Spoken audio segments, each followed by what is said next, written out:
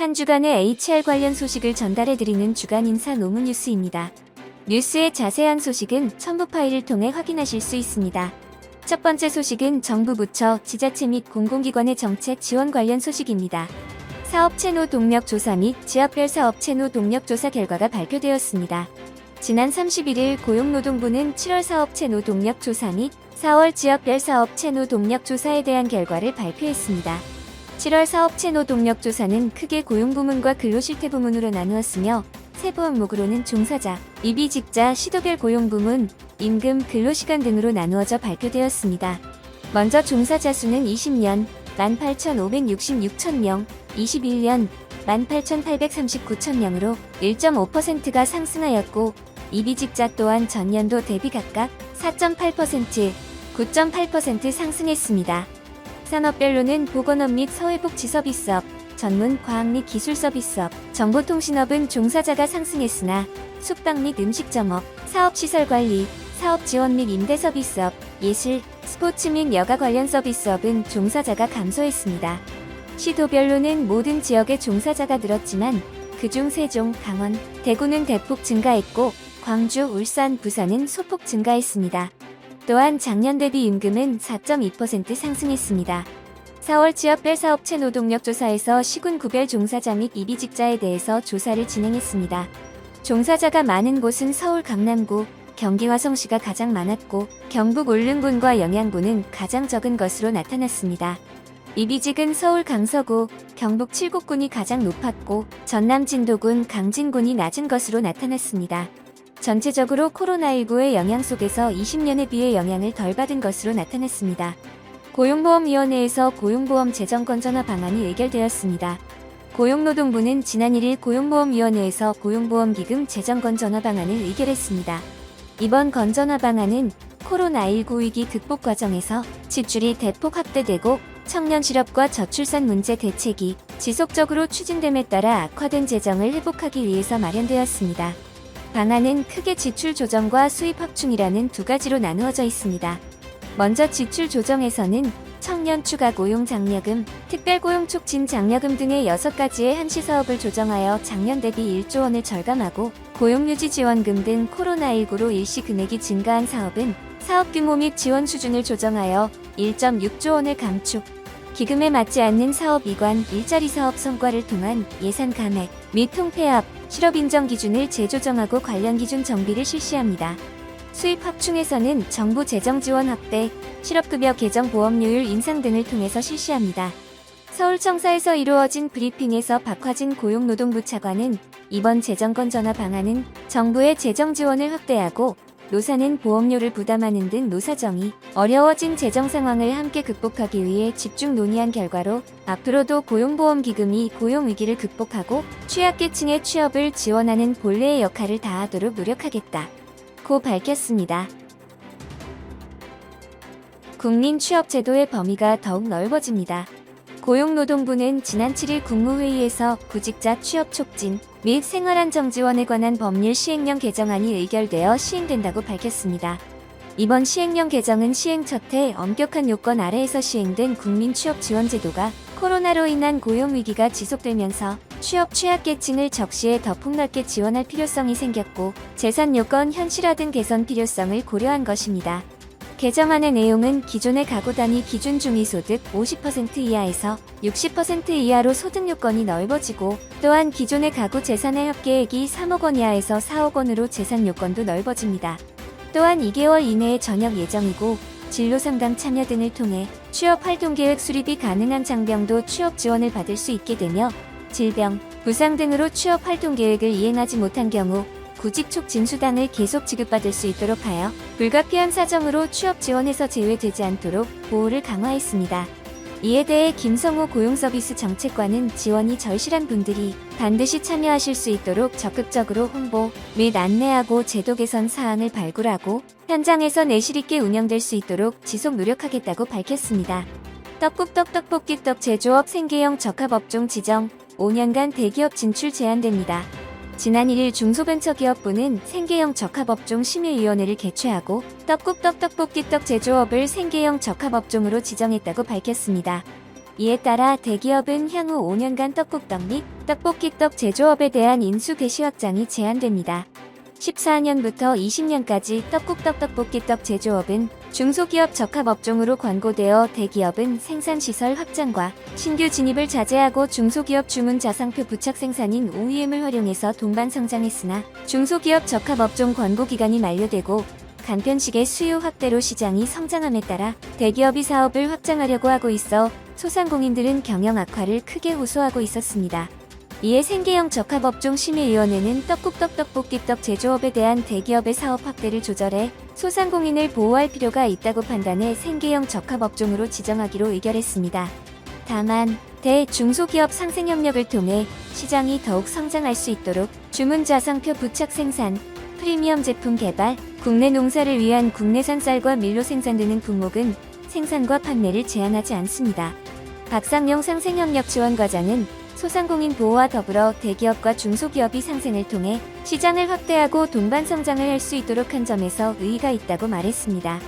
다음은 채용 관련 소식입니다. 길어지는 코로나19 상황 속 IT 분야 채용 시장 호황의 비전 공자까지 몰리고 있습니다.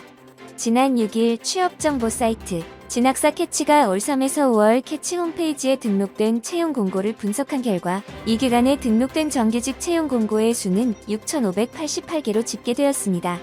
지난해 같은 기간에 3,084개에 비해 약 2배 늘었습니다. 이러한 현상은 지난해 코로나19 확산이 시작되면서 대부분의 기업이 채용을 취소하거나 미룬 효과가 올해 채용 공고 증가에 영향을 미친 것으로 풀이됩니다. 그중 특히 IT 직무는 지난해 대비 2.4배 늘어났는데 이는 코로나19와 사회적 거리 두기의 영향으로 IT 분야가 비대면 특수를 맡고 있는 영향으로 보입니다. 이러한 이유로 구직자들도 IT 채용 시장으로 몰리고 있습니다.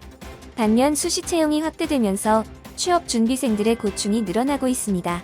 그 이유는 기업이 원하는 인재를 필요할 때 선발하는 수시 채용의 특성상 현장에서 곧바로 활용할 수 있는 능력에 대한 정보가 중요하기 때문입니다.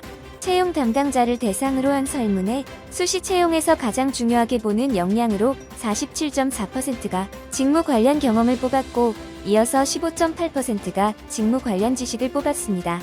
넓어진 IT 채용하지만 일에 대한 경험과 지식이 있지 않으면 여전히 취업은 쉽지 않을 것 같습니다. 다음은 보상 관련 소식입니다. 내년 7월부터 고용보험률이 현행 1.6%에서 1.8%로 인상됩니다. 지난 1일 고용노동부는 고용보험위원회를 열어 고용보험기금 재정 건전화 방안을 의결했다고 밝혔습니다. 이는 코로나19로 실업급여가 증가해 2년 내 적립금 고갈이 예상되어 이루어진 조치입니다. 또한 정부는 일반 회계 예산에서 1조 3천억 원과 공자기금 예수금 1조 3천억 원을 추가하여 내년 약 3조 원의 추가 수입을 확보할 예정입니다. 박화진 고용부 차관은 재정 건전화 방안을 시행하면 내년부터 재정 수지가 개선되기 시작해 2025년에는 적립금이 8조 5,380억 원에 이르는 등 코로나19 이전 수준으로 회복될 것이라고 전했습니다. 이 밖에 정부는 고용보험기금 사업 구조 조정, 실업급여 반복 수급자 급여액 삭감, 부정수급 예방 및 적발 강화 실업인정 기준 재정비 등으로 고용보험기금 재정을 개선하기로 했습니다. 2025년부터 실업급여를 5년간 3회 이상 받는 반복수급자의 실업급여를 횟수에 따라 10에서 50% 감액하는 방안은 시민단체들로부터 고용위기 시대에 역행하는 행위라는 비난을 받고 있습니다. 다음은 노동조합 및 노사관계 관련 소식입니다.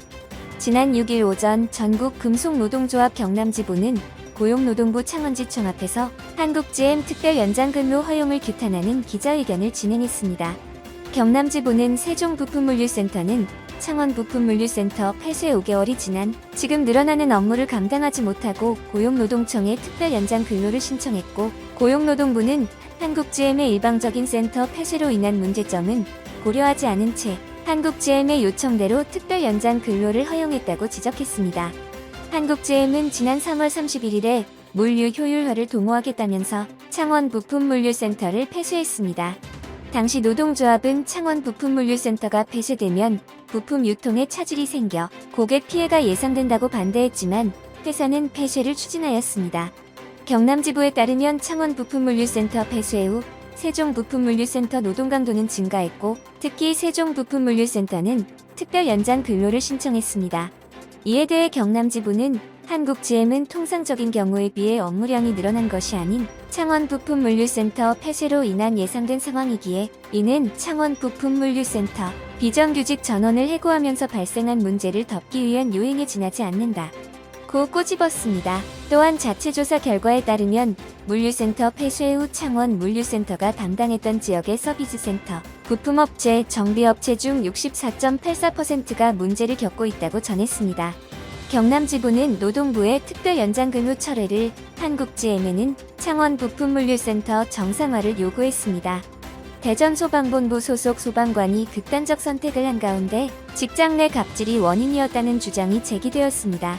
지난 5일 대전의 한 소방관 A씨는 오전 11시쯤 집에서 의식을 잃은 채 발견되었고 그의 가족의 신고로 인근 병원으로 옮겨졌으나 끝내 숨졌습니다. 유서에는 누가 뭐라 해도 정의 하나만 보고 살았다. 가족, 어머니 미안해요 라는 내용이 적혀 있었습니다. A씨는 지난 3월 대전소방본부를 대표하는 직장협의회 대표자로 선출되고 새롭게 119 종합상황실에서 근무하게 되었습니다. A는 119 종합상황실장이 여러 직원을 법적 근거도 없이 괴롭힌다고 봤으며 이에 상황실 관련 개선 사안을 준비해 소방본부장에게 전달하려고 시도했지만 실장의 방해로 번번이 실패한 것으로 전해졌습니다. 또한 이에 관해 실장은 이것이 고인이 자신의 권위를 반하는 것으로 판단하여 다른 직원과 다르게 대했습니다. 고인의 고충서에 따르면 상황실 환경 개선에 대한 의견을 실장에게 이야기해보려 했으나 실장은 다른 직원들을 불러서 인민재판을 하듯이 몰아붙였고 단톡방에서 조롱하는 등의 행위가 이어졌습니다. 그리고 상황실 하루 업무가 끝난 뒤 상사가 소방관들의 통화 서비스를 평가하는 강평에서 실장이 유독 고인에게 많은 지적을 하였고 표현 또한 비꼬거나 면박을 주는 등의 행위를 했습니다. 소방을 사랑하는 대전 공무원 노동조합의 박일권 위원장은 고인이 수차례 고충을 넣었지만 본부는 감찰에 나오는 등 어떤 조치도 취하지 않았다. 갑질 관련 사항을 인지했음에도 눈을 감은 것이라며 대전소방본부가 감찰 관련 사항을 감추고 있다고 주장했으며 최대한 고인이 순직으로 인정받을 수 있도록 노력하겠다고 전했습니다.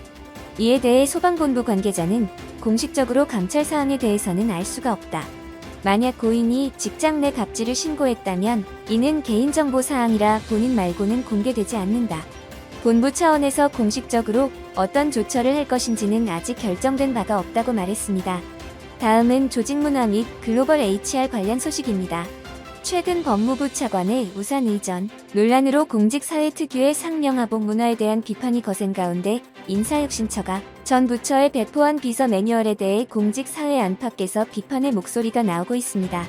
비서직에 대한 전문성 확보 차원에서 필요하다는 의견과 시대에 맞지 않는 권위적인 공직사회 문화의 단면을 그대로 보여준다는 지적이 엇갈립니다.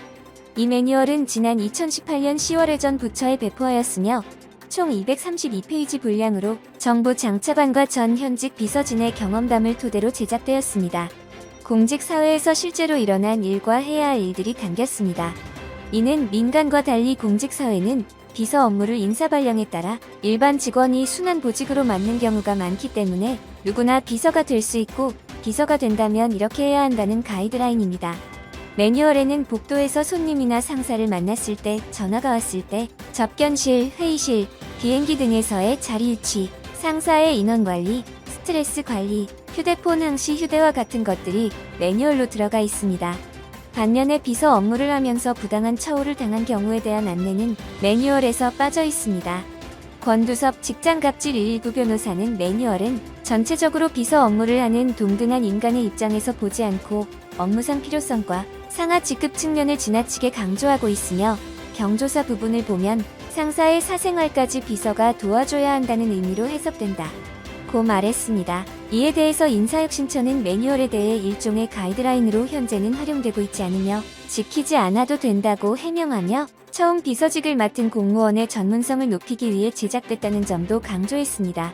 다음은 노무 및 법률 관련 소식입니다. 지난 4월 27일부터 고용노동부가 KBS, MBC, SBS에 대해 근로감독을 시행 중입니다. 이번에 근로감독의 대상은 시사, 교양 및 보도의 작가가 대상이지만 방송국 3사는 이에 대해서 적극적으로 협조를 하고 있지 않습니다. 현재 현장의 분위기는 근로감독 참여를 독려하는 것과는 거리가 멀다고 합니다. 한 작가는 팀장이 근로감독으로 시끄러워지면 회사가 앞으로 작가들과 일을 안 한다고 하지 않겠느냐고 하더라고 말했으며, 다른 프로의 작가는 메인 작가님이 이런 조사한다는데 혹시 개인정보 때문에 하기 싫으면 이야기하라고 말하며, 몇몇 관심 있는 작가 빼고는 대부분 근로감독에 대해 잘 모르거나 불이익이 있을까봐 참여하지 않는다고 말했습니다. 노조에서 근로감독 관련 설명회를 열었는데 작가들 중에 나 포함 4명이 왔다고 말했습니다. 전국의 방송작가는 1만여 명으로 추산되는데, 이 중 시사, 교양, 보도 부분의 작가들이 근로감독인 사유는 프로그램 특성상 프리랜서로 일을 하기 어렵기 때문입니다. 시사, 교양, 보도 부분의 작가들은 정해진 시간에 출퇴근을 하고 대본을 작성하면 본사의 책임 PD에게 최종 확인을 받기 때문입니다. 이에 대해 한 작가는 발제를 올려 메인 작가의 컨펌을 받으면 같은 사무실에서 일하는 본사 책임 PD에게 최종 확인을 받는 구조다. 프리랜서인데도 코로나19 이전에는 암묵적으로 상근을 강요했다고 말했습니다. 하지만 방송사들의 태도는 미온적입니다. MBC는 시사, 교양, 보도 작가들이 프리랜서라고 판단하는지 묻자 별다른 입장이 없다고 하였고, KBS는 현 시점에서 입장을 밝히는 것은 적절치 않다고 말했습니다. 평사원 협의회를 노동조합으로 전환하고 총회 결의 없이 계약을 개정한 삼성화재 평사원 협의회 노동조합 설립이 무효라는 법원의 판단이 나왔습니다. 지난 5일 서울중앙지법 제50 민사부는 삼성화재 노동조합이 삼성화재 해상보험을 상대로 낸 단체 교섭 중지 가처분 신청을 받아들였습니다. 재판부는 지난 3일 평협노조의 설립은 절차적 흠이 중대해 무효로 볼 여지가 매우 크며, 삼성화재 해상보험은 평협노조와 단체 교섭을 해서는 안 된다 고 판시했습니다. 평협노조는 3월에 노조를 설립했으며, 기존에 있던 삼성화재 노조에 대해 서울지방노동위원회에 이의를 신청해 교섭노조로 인정을 받았습니다. 이에 삼성화재 노조는 평협노조 설립 총회 결의에는 공고, 소집 절차가 누락되고 의사 정족수를 충족하지 못했으며, 평협노조 전신인 삼성화재 평사원협의회는 설립 이래 회사로부터 운영비를 지원받으며 노동자들에게 불리한 취업 규칙 변경에 동의하는 등 회사를 위해 활동했는데, 이는 어용노조로 자주성과 독립성이 결여돼 설립 자체가 무효라고 꼬집었습니다. 이에 따라 재판이 진행되었고, 재판부는 평협노조가 서울지방노동청의 보완 요구에 따라 계약을 변경하는 과정에서 임시총회를 실제로 개최한 사실이 있는 강한 의심이 들며, 총회가 개최됐다고 해도 의결정족수를 충족하지 못했다고 설명했습니다.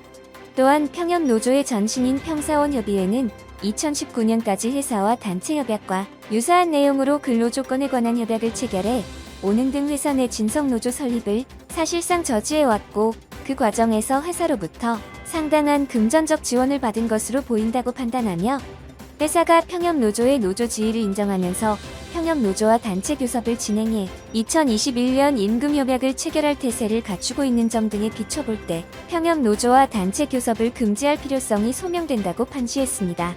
이번 주 주간 인사 노무 뉴스는 여기까지입니다. 다음 주는 더 유익한 소식으로 찾아뵙겠습니다. 감사합니다.